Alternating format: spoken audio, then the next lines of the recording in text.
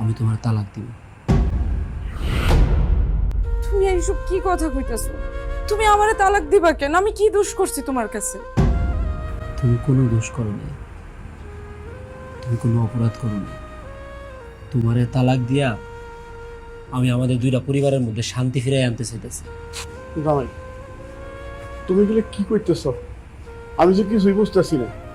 আমার বিয়ে হওয়ার পর থেকে আমার শাশুড়ি সারাটাক্ষণ আমারে নজরে নজরে রাখে। ওনার এই অতিরিক্ত নজরদারির কারণে আমি তো আমার বউয়ের লগে দুইটা কথাও কইতে পারি না।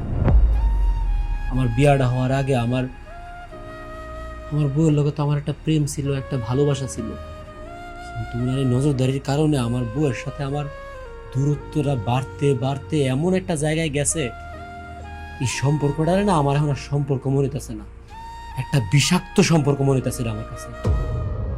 এদিকে আমার আব্বা আম্মা এই বাড়িতে আউনের পর থেকে তারা চায় আমি যেন আমার বউ নিয়ে আমার বাড়িতে চলে যায়, কারণ তাদের মনে ভয় ঢুকে গেছে। বিয়া করার কারণে আমি মনে হয় পর হয়ে গেছি।